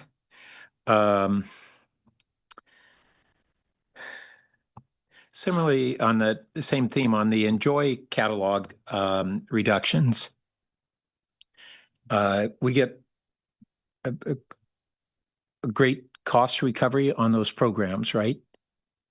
And so the question is, if we would actually have less participation. So aside from that, there are members of the community who I think still rely on the hard copy. And even though I appreciate that there's a notice that we're going to send postcards to drive people toward the online version. So aside from the service part of it, just from the cost recovery standpoint, if we have less participation and revenue from that, are we going to have a net savings of 65,000? Amanda, I wonder if you want to speak to that, because I also wonder if we should try it, monitor it, see the revenue impact, and we could always pivot, because I don't think we'll know and see how the community embraces until we have points of data. And one other, a related question, just for maybe Amanda can chime in on this too, is when we have signups for programs, do we have what is kind of a common on these kinds of things of how'd you hear about it? Was it from the catalog or from online? Or I guess it's pretty easy for us to even see who, when they are not, if they're not signing up online, then they're signing up by coming in person or by mail or something. So that, I guess now I think about it, that's pretty easy to quantify. Again, yes. Yeah, Amanda may want to comment on that. Go ahead. Oh, no, sorry, City Manager, were you gonna share something first? No, absolutely. I was actually just going to invite you to comment on it since I know you're very familiar with this. Oh, okay, thanks. Yes, so as Director Lai said, it would be something that we probably would have to try out and see. So I think to your point, Councilmember Burt, it is from the data that we collect. Often when we ask people, how did you hear about us? It is often recorded as the number one way, with second being from friends or prior participation. So we also could print and have available, about our plan would be to have about 800 copies in-house for people to be able to pick up instead of mailing the 40,000. So we could save costs that way. But yeah, it would have to be something that we would try and see. It also could help, with our sustainability goals with, reducing print. But yeah, it would be something that we would have to monitor to really fully see the impact and how it could impact our registration. Yeah, it's something for consideration, and it was just picked from our list of compiled options for reductions. So we welcome feedback. And but I assume we already would have data on how people sign up today, whether they sign up online or. Yes, I do believe that the majority of signups are online. Sorry, I missed that question. That's correct. So majority would make me want to print the catalog. But if it was a very strong supermajority, that's another story. I actually believe it is, but Amanda, perhaps let's try to get that information for the full council when this comes forward. Okay. Yes, and 90% of our registration is online. I can confirm that. Okay. And then 10% is walk-up. 90% is super majority. That's right. And then when you mentioned this idea of printing a certain number, we may want to consider having enough that we have them at different community spaces, all the libraries and other community gathering places, children's museum, and places like that, so that they're really available for those who still rely on that. Okay. On the JMZ, what do we call the programming? Yeah. My biggest concern is, once again, whether that position actually generates more revenue than it costs, or it's at least neutral. If it's neutral, why wouldn't we want to do it? If it's a net positive in revenue, we certainly would. Now, as Amanda said, we're apparently generating some special events revenue now off of the staffing that we have. And so do we have any data on how much revenue we're generating versus what we were projecting we would generate from this full-time position? Yes. So currently we are trending about 5,000 to 7,000 a month since we transitioned to the new online software with people being able to book their birthday party reservations.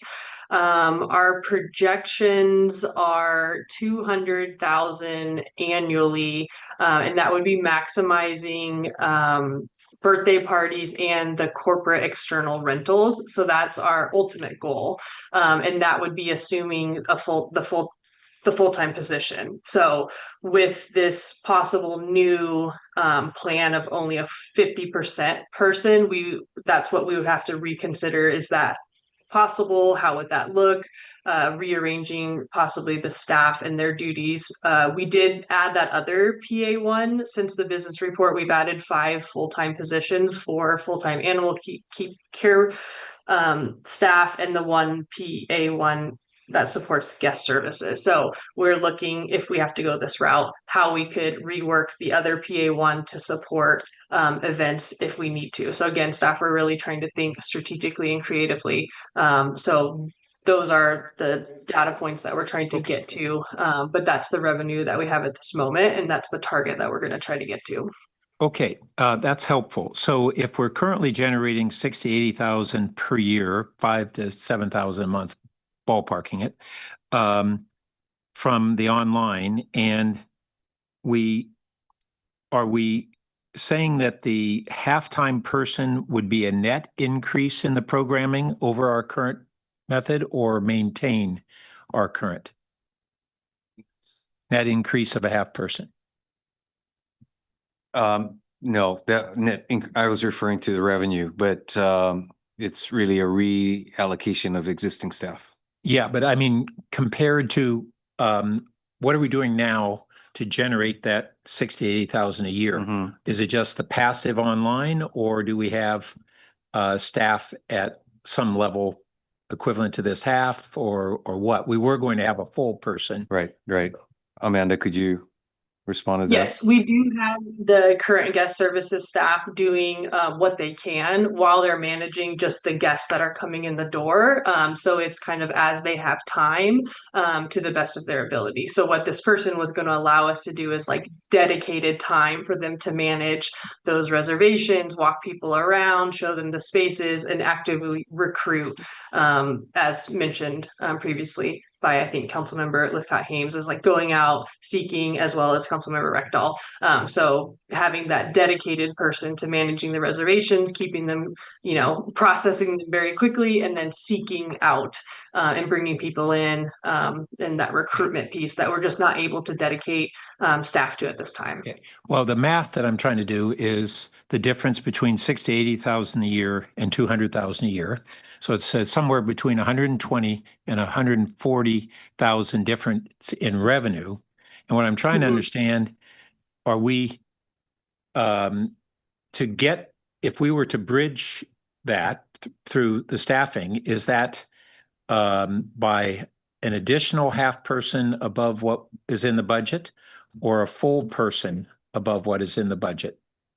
What's that recovery of a staff person? Return on investment, so Yeah. to speak. Exactly. And it's hard to know because we're launching new endeavors, hoping to raise our revenue to that new level. So it's not like we have A static base. baseline to say staffing resources cause us to go below the baseline. We're creating a new baseline based on resource and focus on reservations. Well, but who and how much expense goes with creating that new baseline? Is it that we're adding a half person? Well, That if we're saying we take that new position that was created and they're half-time there, and so we're adding a half person? Within the bubble of JMZ, yes, we would be adding, relative to today, we'd be adding a half a person, again, focused on filling these reservations. So it is a net increase over the level of effort existing today, but short of what would have been possible with the position. Okay, so that's what and I think my colleagues are still struggling with is, how much of this is a net savings versus just a salary savings that is partly or wholly offset by a loss in revenue. Before you go on to your next one, could I just piggyback on that, Pat? I think the $200,000 figure is sort of made up. We don't know. We did have 5 public commenters speaking to the importance of this position with some sense that in one weekend alone, you could make $100,000. I think I heard some. That's per year, not a weekend. If you. Not these beer parties? Can't get. Well, no. Okay. What they said Talk was about beer parties. 2 additional after-hours events per month Could give would- us 100,000. 100,000. I guess what we have here is the opportunity to create some significant additional revenue. And I think all of us are saying, wait a minute, let's not cut a position that may more than pay for itself and solve some of our other budget issues on top of it. I would be excited to see us keep the position, create the KPI or whatever you would call it, that, this position is expected to raise X $100,000, whatever that number is, in order to support itself. It feels like an exciting opportunity to really test this business model and bring in these beer drinking people into the, Pat doesn't like the idea. Leave off the Keith beer does. part. Forget the I'm kind of protective of the Children's Museum. I'm not sure that we want to keg parties there. Okay. Nevertheless, it sounds like there's some big unknowns on the revenue upside there, and I think we ought to explore them with a little bit more clarity before cutting this position. Yeah. So when this comes to the council, that would be helpful to have that fleshed out on the net savings rather than the just gross savings. Okay. I did want to touch on a couple of the CIP things. The Bayland levy, my concern isn't just that, we have to go sandbag some things, but what happens in a year that we have a king tide with a major storm surge and we have a severe event as a result of not doing enough here? That levy was never constructed to today's standards and it's deteriorated. So that's one cut. I'm worried about. It's a berm, not a levy. Yeah. I'm worried about that from that risk assessment. And that's one of the capital projects that I have that apprehension. I'm open to additional info, and then also related to that, if not that, what other capital project was on the bubble that we might consider instead? So as to what projects were on the bubble, the fiscal 26 capital project portfolio was already a difficult exercise for staff to present to council, just given our financial position. And so not only the 26 project portfolio, but also the 5-year plan. So the projects that were on the bubble are really the projects that we have presented tonight. No, that's not what I mean. So when you were selecting these projects tonight, presumably I've gone through these kinds of exercises. It's not black and white. It's, oh, it's clear it's these. And clearly we wouldn't touch any of the remainder. There were others that said, well, for whatever reasons, we boiled it down to this set. These are the ones we're going to recommend. These are the ones that we were considering recommending, and we're not going to recommend it. That's what I'm asking about. That's a normal process, and saying everything that we have proposed is the bubble. That's not how it's done. Okay, so one project that we were looking at is street resurfacing. And given that our CP pavement condition index is at 82%, deferring the improvement of streets, resurfacing such projects could cause that number to go down below 80, which it would not be good from a Measure B LSR perspective. Just clarifying question, are we down to 82? I thought Yes. we were 83, 84. Did it drop? Yes. So that is a project where we said we looked at it for a moment and said, no, strategically, that would not be prudent. Yes, on January 1st, our PCI was an 83. At the end of March, it dropped to an 82. So I'm sure it was an 82.6 that rounded up. So again, we're doing our street survey, the entire street survey this year. So we'll get an actual PCI at the end of the year. Yeah, I mean, this is something that I'm very attuned to. It goes back to when we made the decision back in 09 to, and 2010 and 11 to, actually it's 2010 and 2011 to increase significantly our street paving investment in the middle of a severe downturn. And then in 2016, when we had Measure B, this was something where then Mayor Liccardo and I negotiated on, they wanted a portion of Measure B dedicated to pavement conditions. And I was able to negotiate that if it was above a certain PCI, we would have latitude. If you're below a certain PCI, it had to be spent on the pavement by the city. So I get it. And other than the paving, were there other capital projects that were on the bubble? Well, ones that we discussed after the finance committee meeting were Robles Park. CSD mentioned the golf course netting project. We had already cut sidewalk project for 25, so we didn't look at that for 26. Could you just go back to what you said about the golf course netting? I'm actually going to defer to Lam on that.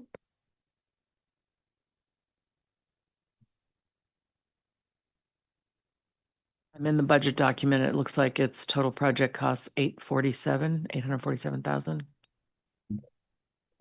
Thank you, Holly. The golf course netting project has several factors depending on it, whether or not we move forward with it. We currently have discussions going with a long-term partnership with the First Tee, which would impact how that golf course netting project moves forward. We also have looking into the possibility of further expansion of the driving range. And this is in regards to perhaps considering a second deck, and that would also impact the how this project moves forward and or funded.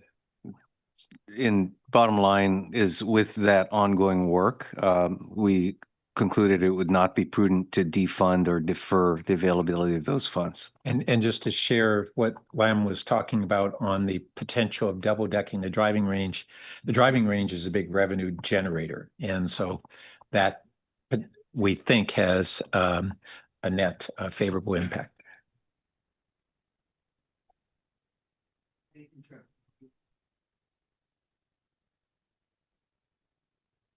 I had just finished with the sidewalk program. We reduced the budget entirely for the CIP for 2025. So we didn't want to touch that for 2026. You mentioned Robles Park, so that stayed in. And so is that, if we were to compare options, is the Bayland levy versus Robles kind of what we'd be weighing? Yes, but I'll defer to Sarah more on the details of Robles Park. I would like to note, though, that staffing is more of an issue for the Baylands Levee repair project.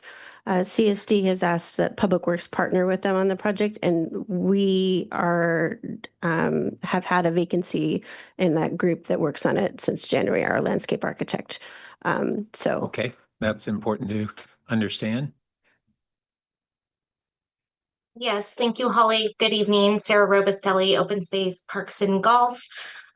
Just to kind of add a little bit more color, we are seeking partnership and collaboration with Public Works Engineering as well as um, watershed protection. In order to do the levee repair, there's regulatory permits that will be needed, and that's a lengthy process. And then going back also in terms of staffing needs, we considered Robles Park versus kind of Johnson Park and how what's the need there. The team did assess that Robles is in more dire need due to safety, going back to that criteria of keeping our parks safe. And we have currently some of the structures at Robles, we are no longer able to secure replacement parts. And so that is why that Robles was kept in this year's budget. And Robles is how many dollars this year? One moment. Okay.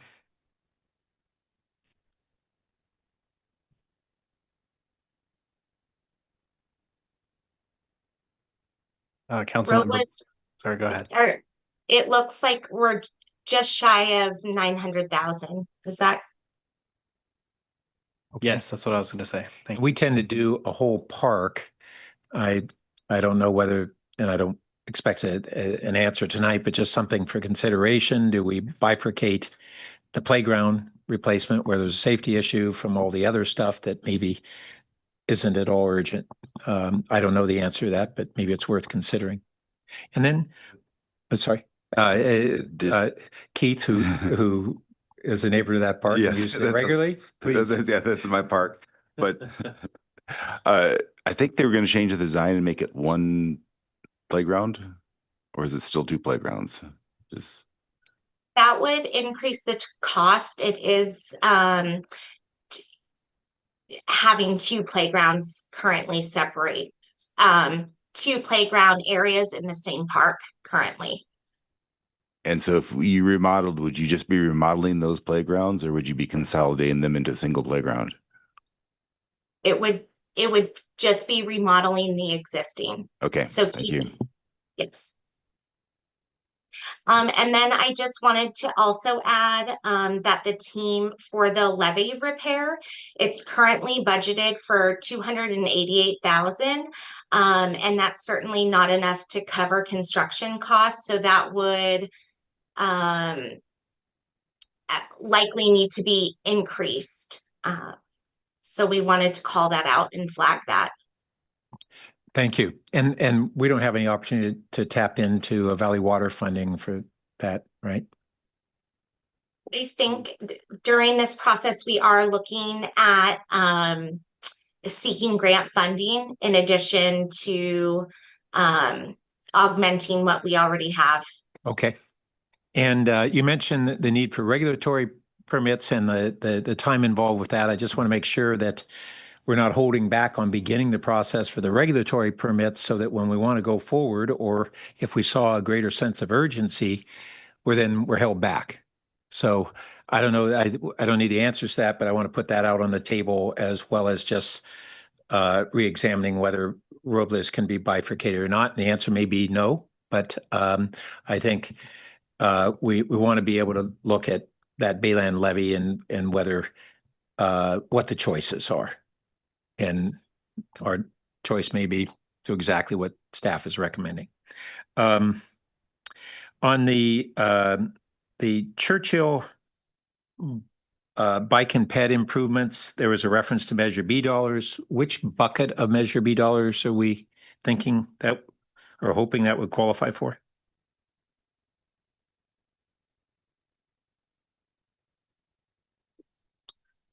Let's see if Office of Transportation can come on.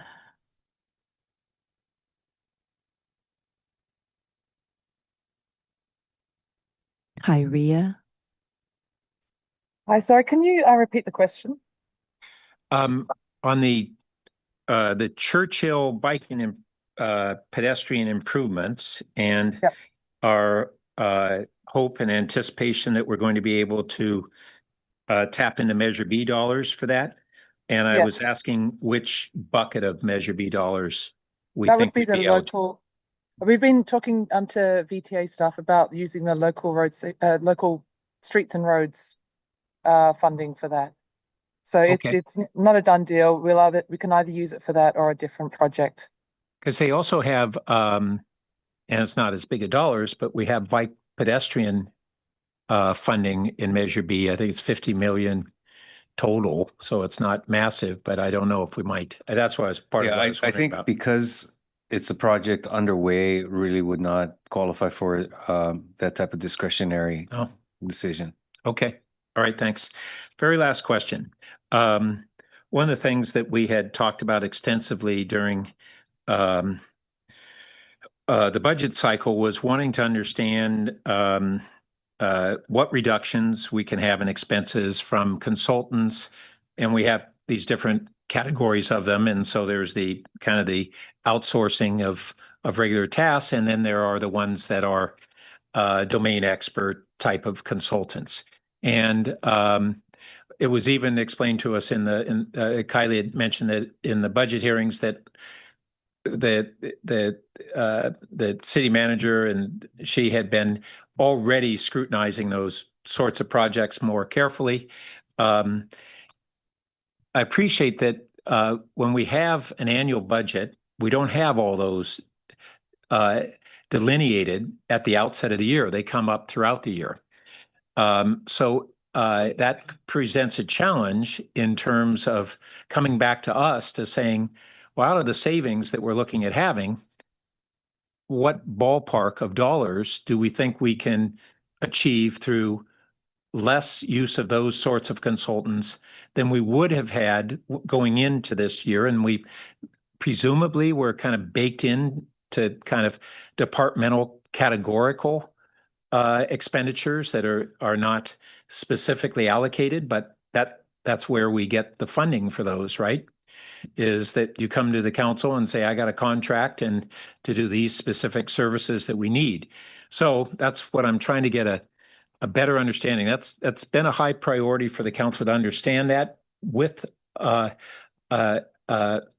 appreciation that that's hard to clearly identify, certainly at the outset of the year, right?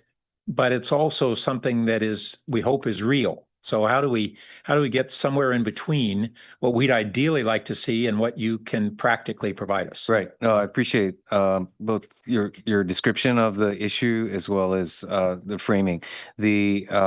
So first off, let me note, as you point out, it is difficult for us to quantify what we expect to be the savings. That's it. As Director Lai pointed out, we are actually implementing tighter controls on those actual expenditures, and we'll be able to, I think, describe that in a little more detail in the study session that's scheduled for the 15th, I believe, of September on this topic of managing consultant services. And that, as part of that scope, part of it is budgetary, but it's also in terms of how we manage the work. And so I expect we'll be able to report out a little more clearly the path we're taking and how we expect that to result in savings. Unfortunately, we're just not able to quantify it tonight. Okay. And I'll look forward to trying to get, even if I don't expect a clear single number, but I'm hoping that we can have some estimates or a range and to the extent you are really anticipating certain potential contracts, if that's able to be broken down by department, that would be very helpful. Okay. So we have kind of our follow-up items that we have requested the council. We have additional information when it comes to council. Are there any actions that we want to incorporate in the motion or recommendations to the council that reflect any of the discussions we've been having tonight?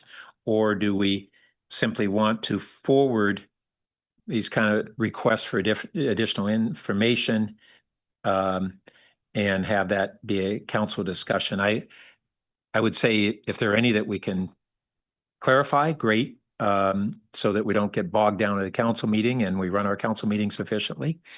But we may not be at that point. So, Keith, anything? I mean, certainly I'd want to see the JMZ with the options to keep that fully funded. I think you made a compelling argument about having the levy, scrubbing that. But I would, if we just make that a request for information and then debate that at council, I think that's reasonable. And are we talking about trying to cap it at a $6 million savings as opposed to 6.2? Is that implicit in this? I kind of wondered whether staff in giving us 6.2 was giving us a $200,000 fudge factor or what. The committee, I believe, was pretty explicit in saying at least 6 million. And so we were really staying true to that. Or taking that conscientiously. Okay. And at least 2 million ongoing. Yes, So that's right. that was That's right. very clear. in That's the right. motion. Thank you. Okay. All right. May I take a moment to add? I think there was a lot of discussion about the Balin levy and also the effort to move forward with permitting. One alternative might be to appropriate a modest amount in fiscal 26 for the permitting effort, while the project may take longer. So maybe we don't debate between Robles Park or the Balin levy, because Robles Park was something staff considered and did not advance for your recommendation. So having heard the concerns tonight and also the focus on the Balin levies, that could be an alternative, is to potentially appropriate 50,000 and not fully defund the 288. And staff could focus efforts around the permitting initiative. I think that makes sense to me. Yeah. Okay. I mean, I also am very intrigued at that used fire truck. A new fire truck is 1.126 million. That's a lot of money. And so any information that we have on fire truck options, I'd like to see. Well, and I was trying to recall our deeper conversation on this, because basically a used truck may be more acceptable as our backup vehicle, but not a primary vehicle. And so I don't know, Brad, if you have any clarification on if we were to get a used truck, would that be needed to go in as a primary vehicle, or would become our second backup? The discussions we've had thus far is it would become the second reserve. Okay. Well, then that does make it perhaps a more viable option. Not to mention that if you get with a used vehicle that's going to have less life remaining on it, then that lets us hopefully have a nearer term window in which its replacement would be the plug-in hybrid. Yeah. Less SCAP guilt, yes. Yeah, well, and hopefully the costs of those are going to start coming down. It's interesting that you'd think the market would say, if I can supply one quicker, there's a supply and demand that basically they have the ability to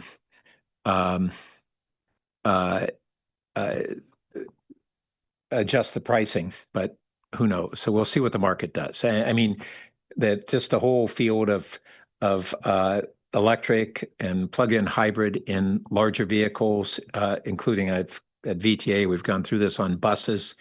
Our domestic supply base is terrible, and we're paying twice what Europe pays and 4 times what China pays for electric buses now. So we'll see what emerges in the next couple of years on that then. Yeah. And also the headcount. The headcount comparison, and it won't be perfect, but, and we don't want you to spend a lot of time on it, right? But I think there's a bang for the buck there. Imperfection, that's what asterisks are for. Yeah. Okay, anything else? I cover everything you heard, Lauren? Follow-ups for the council? So just want to confirm the committee doesn't want to vote on anything tonight, just wants our staff to advance the recommendations with certain information. So what I heard tonight was in the table of positions, specify if it's vacant or not, and how long it's been vacant, and summarize the positions by department going back possibly 5 years, and then asterisking changes such as changes between in-house versus outsourced services, new classifications or interdepartment shifts. As it relates to the Balin levies, we will modify or note that the Finance Committee wishes for us to appropriate 50,000 related to permitting versus the full deferral of the 288,000. We will not need to then bring back the Robles Park information because it seems like we have settled on that. Is that a correct read? Yeah. Okay. And then the positions in particular of interest is the JMZ program assistant, especially relative to the ability to recover revenues to offset that position, and the police department reserve officer as it relates to potentially incurring overtime costs to just be net zero anyways. As noted and as to discuss, the consultant savings is something we'll discuss and bring back at the September 15th study session with council.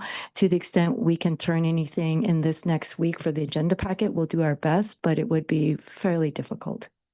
Does that summarize? I think so. One other small thing is on the Enjoy catalog, with the going forward with only 2 printed versions. We want to expand the public availability of the printed versions, even if we're not mailing them, and then do some evaluation of what was the revenue impact of reducing the printed versions to twice a year, as opposed to necessarily endorsing what was in the staff proposal of fully eliminating the printed at this time.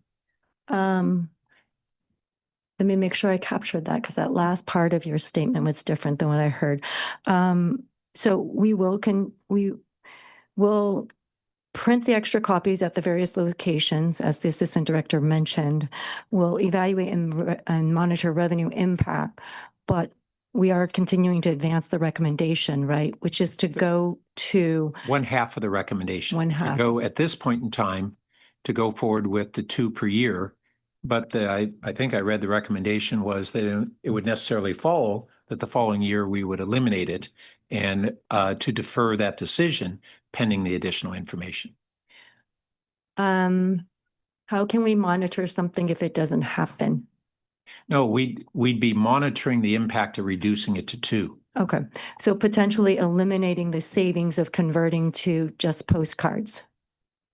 In the following year, that decision hasn't been made. We're Okay. not recommending a decision at this time. Okay, so the ongoing savings in 27, 28 would be TBD. So, okay. Right.